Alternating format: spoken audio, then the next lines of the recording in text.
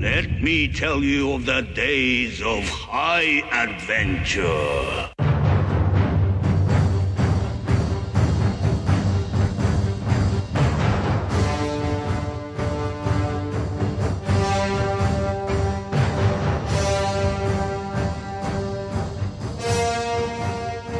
What is up, everybody? It's Kevin. And this is John.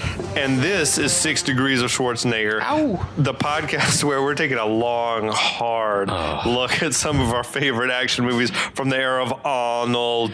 Schwarzenegger is the icon of the genre, and we're taking a deep dive into some of these 80s and 90s cult action movies and breaking them all the way down. Fight to survive!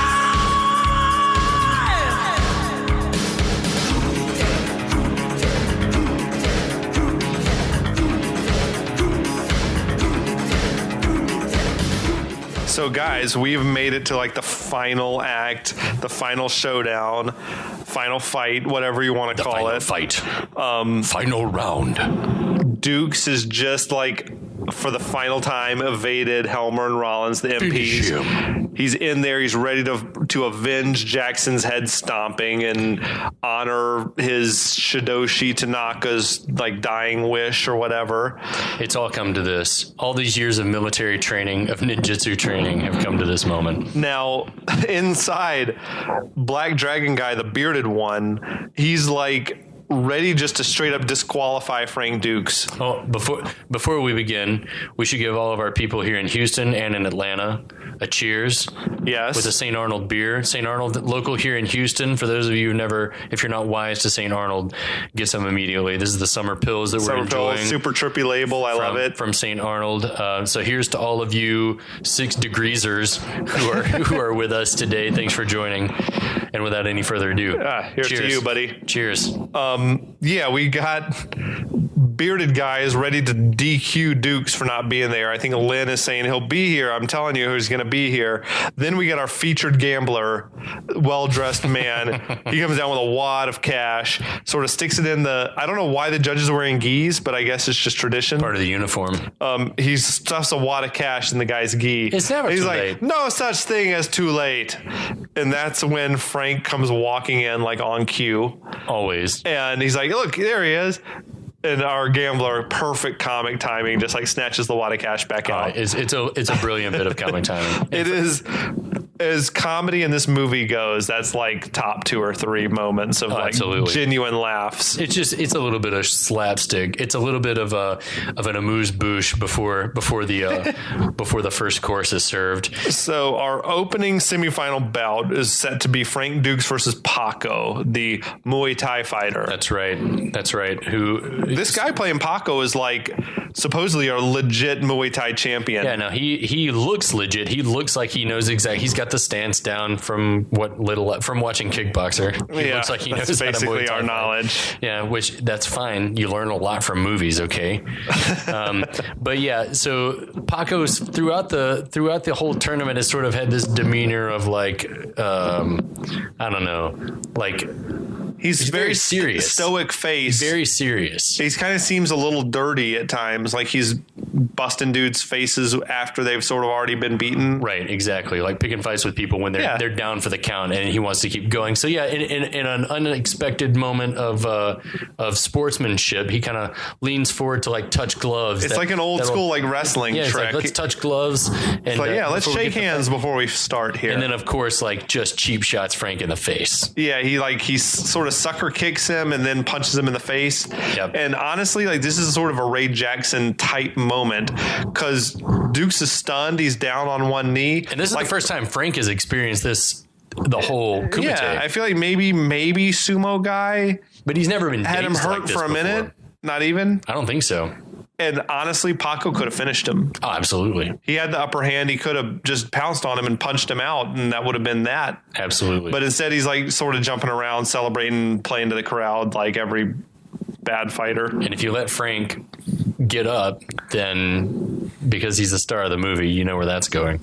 Maybe he sort of felt a little guilty about the cheap shot. I don't know. Probably not. No. If you're the type of guy who's going to cheap shot, you're not going to hesitate to finish him. Yeah, you feel no regret about that after the fact. But whatever, he lets Frank recover, he get back up on his feet. and then it's basically all Frank, right? Yeah, well, it's awesome to see. Like Muay Thai is all about the legs. It's all about leg strength and kicking to the core. It seems like kicking guys like breaking ribs. Yeah. But yeah, you see a bit of like kick swapping between the two, and Frank like egging the guy on, like bring it.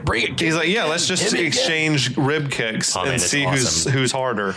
That's a great bit of acting from Jean-Claude at that point to be like, come on, bring. He's smiling as it's happening. Yeah, it's pretty fucking badass. But that harkens back to that training. Like he's used to taking taking those body blows, beatings, absorbing them, and just sort of taking it with a smile, and then returning them. And then one of the coolest slow-mo sequences is like you sort of get the speed. You're supposed to get the implied speed of Frank's kicks as compared to everyone else's. Is that he like what's the guy's name? Paco kicks one time, and Frank kicks three times in the same span, which looks great in slow-mo. You're like, holy shit, that's fast.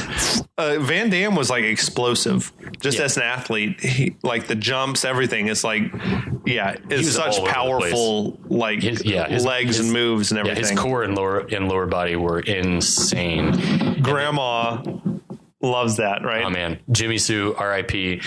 God rest you in heaven. She loved the sweet JCVD buns. She loved that ass. She did. She was all about some Jean-Claude. She pausing and pointing out. She had like she was. She was like, look at the definition. I'll never forget because the remote control to her VCR had been chewed to like the last nub by my uncle's pit bull Bruiser. Okay. And like to look at it, I mean, it was like, how does this thing still work? But she would rewind it and pause it and be like, now look at his body. Look at the definition. Look at the definition, his muscles compared to, and then she would point to Chong Li. Now Chong Li's got a good body, but he's not as chiseled. He's not as defined. Which means that he's probably not going to be as athletic. He's not going to be able to breathe as well. And she was laying it out for me, and I was like, am I in training right now? Am I being trained? She was training you for Kumite. Oh, man. Fuck. You missed your calling. Oh, man. If it's every 5 years, then we got one coming up in 2020. All right, that's good. I'll be 38. You're just the right age for full contact. You're not too young. Yeah, I've come into my man strength. Like Jackson or Chong Li. Yeah, well, if I'm on the same training regimen as Jackson, then I'm good to go. Just the beer diet? Yeah, the beer diet, wake up late. I feel like we never see Jackson eat solid food. Does he? I don't think he does. It's just straight bread juice. Yeah, it's bread juice. Well, beer is a superfood. Thank you, Egyptian. Thank you, Egyptian culture. We owe you big time for that. So yeah, Frank gets back in the fight. There's the kick swapping, and then just Frank like lays him out. That's the end of that fight. Yep. And we're done. And at the end of that fight, I feel like Chong Li is watching this happen and thinking maybe Frank's going to lose. Like he has a look of happiness when Frank was dazed. They do a really good job of interjecting shots of Chong Li and Frank's fights where he's like super into Frank losing the higher ground. But then when he gains it back, you really get the perspective that Chong Li is pissed. He's not happy. He's maybe intimidated or concerned because I think that he thinks multiple times that Frank's down and out, but he's not. If you believe all the stories that they say about this movie, then you believe that Van Damme was like instrumental in editing together the fight sequences in a way that made it make sense. Because apparently this movie was filmed and then sat on the shelf for 2 years because the producers just thought, God, this thing's a piece of shit. And it just sat there until Van Damme, I guess, came in and helped them recut the fight scenes to something that made sense. Something that made sense. Now, look, to be fair, there are a lot of moments in this movie where the fight choreography defies all physics. Where there are moments where someone punches one way and the face flies the other way, or someone kicks one way and somebody else's body goes the wrong way. But as far as editing the sequences together and the timing of the music and everything, like if Van Damme's responsible for that, like cheers to Jean-Claude, because especially for that to be your first time out of the gate and to be doing something to know what looks not good, even your pay grade, I guess, on film. They paid him $25,000 both to star and to edit.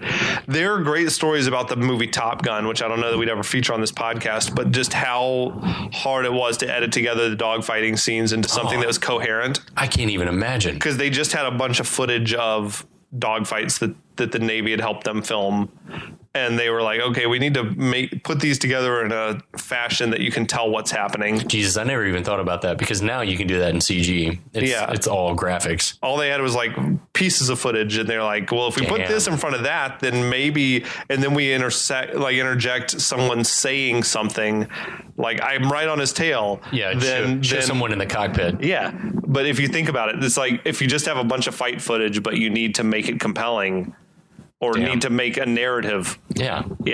So kudos to Van Damme if it's true that he helped, and if not, edited, which everyone seems to agree on. Yeah, if not, it's still commendable. There's a lot of stuff about this movie that's disputed, but I don't think that Van Damme helping to edit is a disputed fact. That doesn't seem like it would be far-fetched. In fact, it would make sense for if this movie was made for $2 million or less, that they weren't spending a lot of money on editing, that whoever was editing would be like, hey, Jean-Claude, can you, I don't know, fucking help me? Like, I need some help to make this make wanted sense. This movie to get released. Yeah. I suppose. It was his ticket, baby. He was trying to pay for that first divorce. So now, after the fight, we get a massive stare down at the end of that fight between Dukes and Chong Li. Chong Li's pissed. Like, so Chong Li's already looking past his semifinal. Oh yeah, Chong Li's got the eye on the prize. He is he's already chalked it up. It's another like mismatch completely. How did this guy? It's yellow silky. He had like pajama yellow, pants golden pants or whatever. And I think I briefly remember him in one of the first. He might have fought one of early fights, and he might have been in the opening montage of like guys training. And then you never really see him. He was never a dude who was a memorable guy. Like I feel like it should have been Sumo Guy, or it should have been, I don't know who else. Even Paredes, he was a more memorable dude. Right. It would have been something that made a little more sense as far as a character goes, because those guys had an identity. This is a nameless silken gi pajama pants guy. And now that being said, his moves were awesome. Like he probably was one of the best fighters of the lot that they had, but still, it was like there had been nothing built of him that you could ever envision him winning the tournament. And what a son of a bitch to be stepping in the second to last match of Kumite with Chong Li at this point. And you can kind of sort of guess what happens in the penultimate blow of the fight. The double, what'd you call that one? The recline. And I call it the wind and recline. He had the dude basically beaten. That's right. That's your favorite move. He sort of leans back on his torso, double elbow strike to like the face and the groin. It was awesome. The wind heel, an awesome bad guy move. Yeah. To add insult to injury, then punches the guy, rendering him completely unconscious directly into the forehead. Yeah, he's out. And then leans over and in some sort of sleight of hand move, we guess snaps his neck. Or maybe the punch to the face killed him, but it seemed like the neck snap was the move. It had to have been, but there wasn't like that cracking bone noise that we've had earlier. It was sort of the sound if you remember watching, like if you ever watch professional wrestling, is the sound of like a foot on the vinyl mat of a wrestling ring. It was sort of just like this fabric on fabric almost sound. Yeah, and he was dead. And so we get this prolonged moment of the ref who's next to useless in every scene he's in and in every match he's in, sort of checking to see if the guy's breathing. He's not. But Chong Li sticks his hand out, and right? Chong Li's like sitting there just watching, making sure, is he dead? If he's not dead, I guess I'll kill him again. Yeah, fuck it. What the hell, man? Craziness. He does. He like gets off on killing the guy. I think so. It gets his juices going. But then he's there's a weird moment that Chong Li sticks his hand out to the ref, like help me get up or something. I felt like was the move, and then the ref helped him, and then he grabbed the ref's hand and threw it away. And I kind of got it as lift my hand in the air in victory. But then he's like, "How dare you touch me?" Also, it was a weird exchange. Again, I think it's probably one of those situations where the ref was not sure what he's supposed to be doing. Yeah. I don't even know, but I do love, it's just such a bad guy move, like a heel move. Oh, it's terrifying. Everything Chong Li does. Now, like he's gone full psychopath. The crowd's going wild for him. Yeah, they're chanting the Chong Li chants and everything like that, and he's like fist pumping and jumping around, and like he just loves to make the crowd happy. But then the Black Dragon guys are like, well, this is not whatever. There's no honor in this, or whatever the move is. At this point, I wondered to myself, what is Chong Li's motivation for killing the guy? Because he's just a bad dude. But do you think it's like, in order to win this, I need to get in the head of my opponent, and if I can show Frank that I'm willing to kill, and then actually say to Frank, "You are next." Yeah, that's true. That could be it. Is it to like say, is it intimidation? I mean, what He's if like you, a thrill killer, I think. He like gets off on it. But what if you were about to step into the ring with someone who is now twice a murderer? Yeah, with someone and he saying, stomped your friend's head. and he's saying, no, and he probably meant to kill Jackson in all likelihood. If Jackson had such a thick friggin' skull, that brick breaking skull. That just occurred to me. You can't break his head. It's too thick. Yeah. Yeah. It is like when he breaks the brick over his head, that I think is the thing. It's like, oh, he's got like a whatever, harder than normal skull. He gave himself a pre-concussion. But dude, yeah, Chong Li's awesome. The Black Dragon guys sort of turn on him. Like they turn their back on him. Then the same crowd that was chanting for him before. And when Kevin's saying Chong Li's awesome, he's not meaning what a great human being. He's saying he's doing some badass acting around. Yeah, no, he's like just an awesome villain. He is a WWE. I can really appreciate a good villain. To me, I love it when it's fun when a villain is like reveling in just how evil he is. Yeah. Like Sensei Kreese from Karate Kid gets me, or Darth Vader. Yeah, just having fun like, with it. He's evil and he knows it and he likes it. Yeah. You know, I like that. Yeah, I'm on board with that too. So yeah, then we get sort of a incredulous look from Chong Li, like, fuck you guys. What? He sort of throws his hands up, like, whatever. Fuck you. F you guys. And then points right at Frank and says, "You are next." Yeah, he comes at Frank. It's crazy. The whole thing is crazy.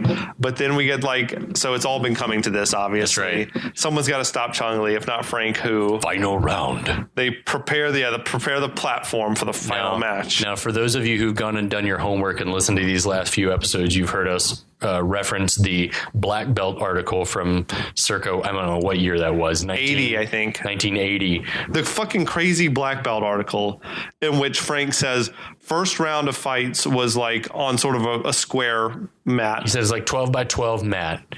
The second fight was on a narrow, like kind of runway, like 3 feet wide and long. He said, with the sides raised. So like the final round mat for the second round? Bloodsport is round 2 from the black belt interview. So he said it's that, but he said it was like super narrow, but like long. Narrow. So like 12 there was by no 4 way feet. he's saying basically you couldn't avoid each other. 12 by 4 feet. So it's like a runway, like a literal runway. Yeah. And then his description of final round is we fought on a rooftop with like Spanish tile, and the tiles were loose, and the space was like 3 by 3. That's when he lost me. It is insanity to think that two grown, it's like, and you stand on a space no bigger than 3, is either 3 by 3 or 4 by 4. Yeah, it's like, what are you talking about? Why would that be the final? That sounds like something from a bad movie or a video game. I think Frank was one of the great film writers that never had a career. But so thank goodness for us, they're not fighting on a dark rooftop at night or whatever. They're fighting in the, oh my God. But they do raise the platform, which is dope. Yep. So yeah, the platform I think is altered just because it makes for more drama. Like you can't really run away from your opponent. Like it creates more angles. Yeah, I like it. Yeah, I do too. In the pre-fight goings on, we see Chong Li's trainer slipping him what looks like an Alka-Seltzer tablet. It really does. I've heard other people say that it was like salt. Yeah, that makes sense. Salt or chalk, even. But yeah, just something that would go in your eyes and jack you up. I guess. Just like so. He's like, although we don't know what he's going to use it for yet. We just know like this must be something dirty. Pill? Is it drugs? Is that drugs?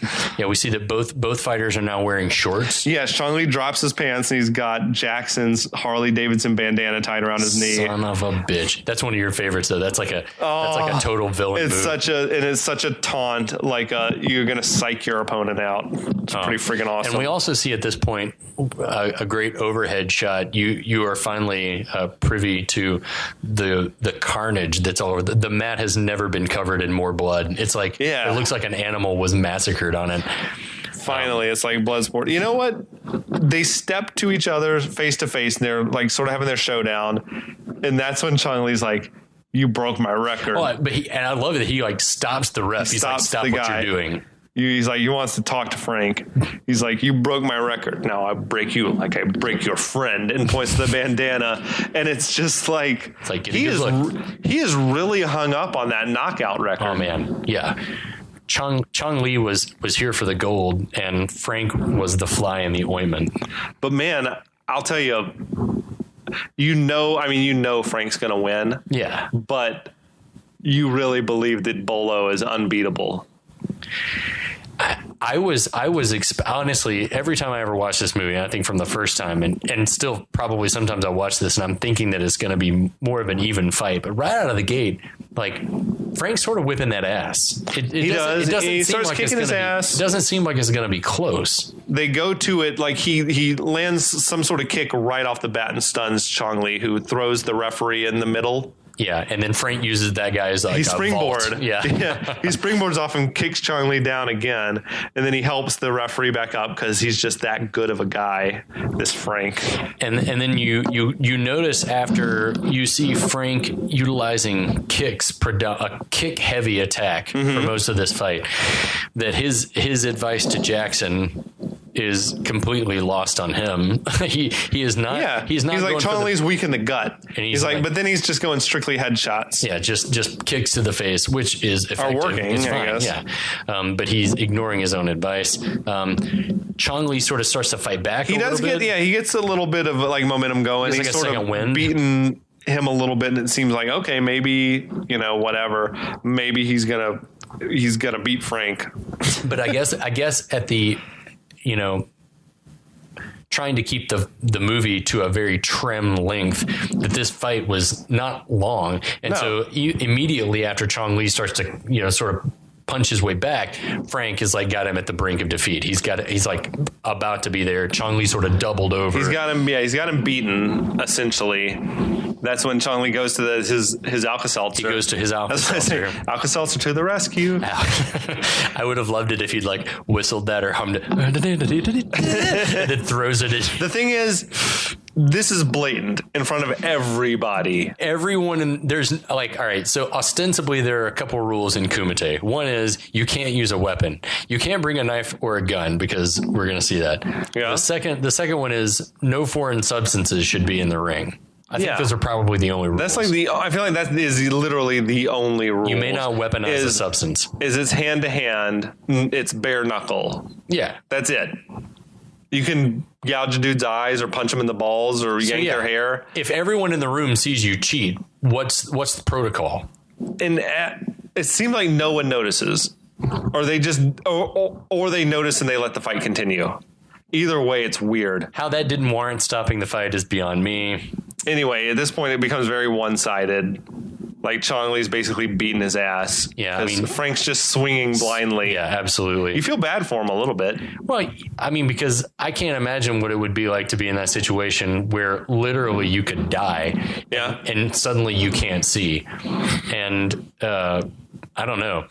But again, and this is where maybe the number one rule of all 80s and 90s action movies comes into play, is never stop to gloat. Never stop to gloat. And hubris here is the It's crazy. Chong Li pulls a page straight from Ray Jackson. He starts celebrating the win. He like sort of kicks Frank's leg out from under him, and he falls on his butt, and he's like, I got it. And he's running around fist pumping and yelling. And like literally screaming. We hear like an animal like squeal, like a rebel like a yell. Loud, high-pitched scream. It's like terrifying. He's very fired up to be back-to-back Kumite champ. I don't know. I get that, though. Wouldn't you be, if particularly now, with the adrenaline of murdering someone? The writing on the wall, like, this fight ends, if he wins, it ends with Frank getting killed. Absolutely. He's not gonna like not kill him. Frank dies at the end of this. If Chong Li is going to come out the victor, Frank is not walking out of the arena. So he's just biding his time. Basically, it's like, it's like I think he's all about it. And we get these amazing images of Van Damme just screaming like primal yells. Those are sweet. That's slow motion. Van Damme, he can't talk for shit, but he can like be pretty expressive with his face. Yeah, we were talking about this the other day, that he's at least early on suffered from a similar itis as Arnold, and that is he's got he can emote, he can do the thing, but the voice was like it was like a cursed with a heavy accent that you can't shake. Right. Arnold to this day. Have we ever seen like a French actor drop the accent effectively? There are a couple. They're not on the same level, and I can't remember the cat's name. He played the cat burglar in Ocean's 12. Oh, Vincent Cassel. Yeah, that dude's awesome. He can drop the accent. Well, I've never seen it. I don't know if he can drop it, but it's not a hindrance to his act. He's a fine actor. Yeah, he's a good actor. Yeah, he's a fine actor. And can act in English, in a second language. Exactly. Yeah. English as a second language acting. Like it's not a big deal. Like he is charming, and like the accent is actually. I feel like every British person can like do an American accent. I can't do a very good anything accent, really. I think you could find it. I think you shortchange yourself, Kevin. I'll have to work on it. I have to find a shidoshi. I think that any of the lines from this movie, you can deliver like pitch perfect. Yeah, I've got it. You got the accent. Okay. I've got the touch. Exactly.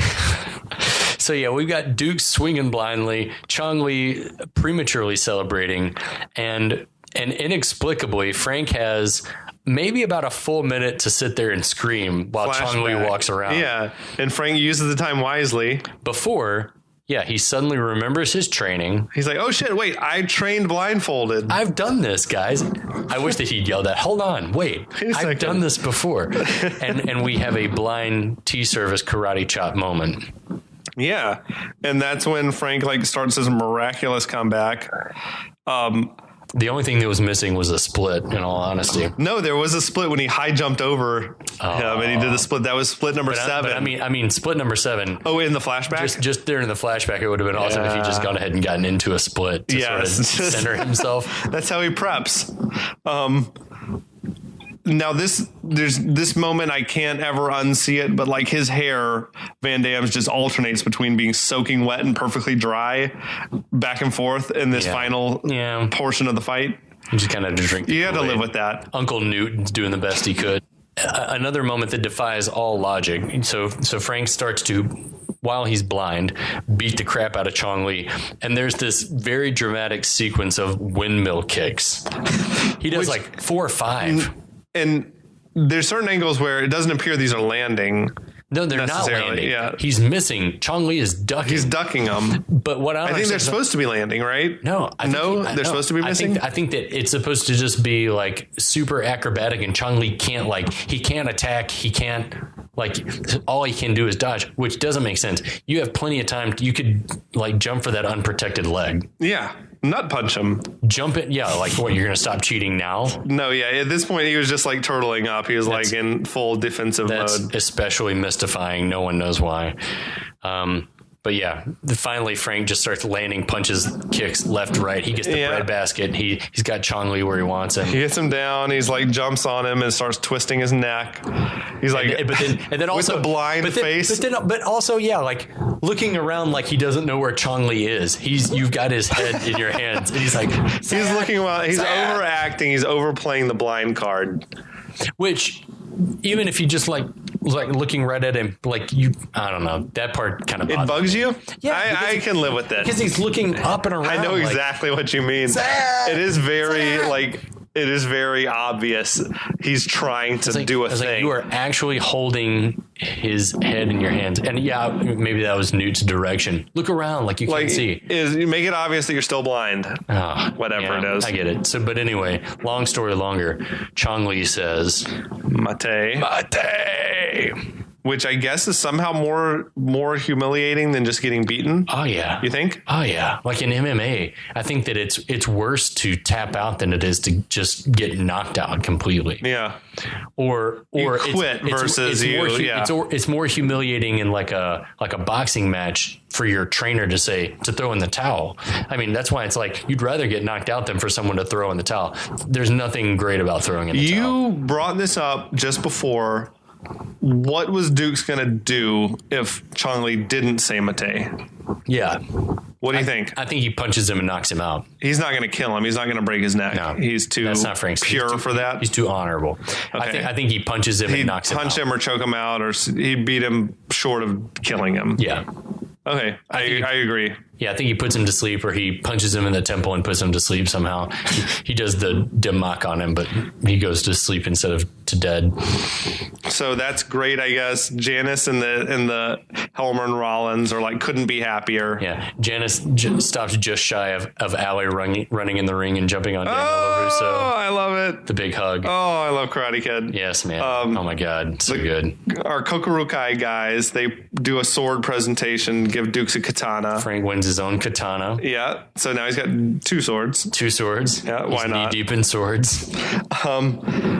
So yeah, we've talked about it before. So we presume Tanaka's katana came from having won a Kumite one time. Mm-hmm. Okay, or even if it was a family heirloom passed down, it could be whatever. I think that he won a Kumite, and I think that the whole like the in whole the premise, 50s or 60s or something. Yeah, I think the whole premise behind the movie, like even Shingo was like, my dad. I think that you sort of presuppose that Tanaka was a badass at that time before everything went to shit. Oh yeah, absolutely. The whole country is that he was the guy to beat, and that he had his time in the sun, and then World War II happened, and then he had to get the hell out of Even in Dodge. the training sessions, I got the impression that if Tanaka really wanted to beat Frank, he might have been able to do it. Like killed him. Yeah. Even when Frank was fully trained. No, he would I feel have like, killed him as an old man. As an old man, yeah, he's a badass. No question. Tanaka would have manhandled him. So now we're back at the hotel. In fact, I think that if Tanaka was in fighting shape, even at his age, could probably like destroy Chong Li. But I think so too. I think, all right. I love it. I'd love to see it. Me too. It would be amazing if he showed up. Frank was incapacitated and Shinzo won Kumite. But so now that Kumite is won, it's time to go back to the hospital to let Jackson know that like I did it. So this is like literally the next day after he got his head stomped, and the doctor said like he'll be able to go in a week. Yeah, don't forget that Jackson has a fractured skull, probably. Right, like brain swelling or brain damage and a collapsed windpipe. Did Jackson always have like crossed eyes? Yeah. Okay. I definitely noticed it heavily in this final scene. You can go back to Revenge of the Nerds, and Donald Gibb has sort of a strabismus situation going on. Okay. And you can see it's like throughout this movie, but it's never clearer than in these like close-ups of him. And good job with, I guess, the little bit of bruising makeup on his. Yeah, they did some makeup to make him look it look like he was a little bit worse for wear. But he's chugging beer. He's in the hospital bed chugging beer. Where did that beer even come from? Who brought him that beer? Frank definitely slapped a nurse on the ass and said, "Go bring me some beer." Even in this moment, which is cheesy, Donald Gibbs' performance is really good. Like when he's like, anytime, anywhere. It's an Aragorn Boromir moment. Yeah, they're like it's like heartfelt bro on bro like fraternal love moment. They're like hugging it out. Van Damme is like, "I love you, my friend." Yeah, which is an awkward delivery. And he gives him like a little kiss on the forehead. And he gave him back the bandana. Yeah, and he gives him back the bandana. Next time you fight, try to keep your clothes on. It was like that was the moment that put Jackson over the edge. It was misty. He loved that bandana. Well, but he also like that moment with them was like super heartfelt. Yeah, and I actually do. I appreciate Gibbs' delivery of those lines. Anytime, anywhere. He can act. He can act better than Van Damme anyway. Oh man, but I mean, it's just like I believe. I was like, damn man, yeah, heartstrings tugging. Yeah. So then I guess we're back at the airport now. Helmer and Rollins are standing around like, oh, this friggin' Dukes, he's got us again. With their Dukes in their hands, waiting on Frank to show up to the airport. They're like, I told you he's not going to show, or whatever it was. And then, of course... Frank, who is perpetually and notoriously late for everything, is already on the plane. And he's like, hey, guys, come on, you're always late. Oh, my God. The guys, and then they're like, oh, that's Frank. You son of a gun, you got us again. And we're still not sure what Frank ever did for the U.S. government. I know. He's like, all we can tell is that he went AWOL. And if in real life Frank's story is to be believed, he was like just some secret agent. We've talked about this in previous he's like, I don't have a military record because I was always like doing covert shit. Undercover, you guys. Oh, wait. The final moment of the film, of course, is like somehow Janice is on a United bus, like taking her out to the tarmac. Somehow she did favors to get on that bus. She did. Oh, she just uses it. She said, "If you'll drive me out to the tarmac, I'd love to get to know you." So she's there just to sort of wave goodbye. Just the hand gesture, which I'm not even sure where she got that she from. Does. Frank. It's like a hand and a fist and bow. Yeah, sort of a bow, sort of a salute to Frank for his win and for their brief sexual time together. Then they give us like quote unquote facts about Dukes' life. The motion picture is based upon true events in the life of Frank W. Dukes. Mm-hmm. Including the weird records like fastest knockout, 56 consecutive knockouts. From 1975 to 1980, Frank W. Dukes fought. And we assume that this is cumulative career because it says he retired, that he fought 329 matches and retired undefeated as the world heavyweight, and heavyweight is 2 words, sick, heavyweight, full contact Kumite champion. And then he still holds 4 world records, which were fastest knockout, 3.2 seconds, which based on his interview seems okay, whatever. Sure. And what we saw in the movie, that could maybe happen. If that fight with Gomez had happened, it would be 3.2 seconds. Exactly. And here's where we start to get into some absolute craziness. Fastest punch with a knockout, 0.12 seconds. I don't even know what that means. How what that could mean from the time you start punching to the time you hit the guy. Yeah, or is it I punched him and the fight ended? Like, I don't even know. I don't know what it means. So fastest kick, and I love to imagine him describing. No. It's like if I punch the guy and then the fight ends, and they're like, what? So, but how long did the fight last? Well, the fight was 6 minutes, but I punched him and he was down in 0.12 seconds. It's like, okay. Fastest kick with a knockout, 72 miles an hour. Suddenly we switched degrees of comparison. Exactly. Of course. And in the interview, Frank goes on at length about how the room was done up like a studio, and there were cameras, like cameras, right? all High over the room. Speed cameras to capture everything in slow motion, so they could really determine the speed and everything like this. And it's like, dude, first of all, I don't know that that's how that even works. But second of all, a radar gun can't pick up the speed of your kick. I don't know. I don't either. I don't Tweet know. us and let us know if that's the thing. So much of Dukes' story feels like complete fabrication. Like when you start reading the particulars, any of it. Yeah. Yeah. I don't know how old he is or anything like that, but yeah, he claims that he was like doing secret spy shit during Vietnam. Well, according to military records that do exist, he never left the country, he never right? left the country. Yeah. He apparently fell one time cleaning a plane and was at one point recommended for psychiatric evaluation by his superiors because they were like, the guy's delusional. He just like lies all the time. He just makes up stories about how he's on some secret mission. And then he shows up. I think he was in, I think military doctors found that to be the case. Yeah, that he was completely delusional. Yeah. And so here's this guy, and we're talking early 20s, like late teens, early 20s, serving during Vietnam, never saw combat, and then starts to build this legend, which is a common thing for people that suffer from like narcissistic disorder, and borderline personality disorder. They start to create this legend about themselves, like this narrative that makes sense to them because it's the only way that I can validate my existence. And so he was talking about, because the black belt article was at 24, and everything that had happened in Bloodsport was supposed to have happened by the time Frank Dukes was 24 having this interview. Yeah. So that's just bonkers to me. He has like these photos of himself holding a trophy and all this. He's like, look, here's my trophy. He claimed that his Kumite didn't happen in Hong Kong, but in the Bahamas. Right.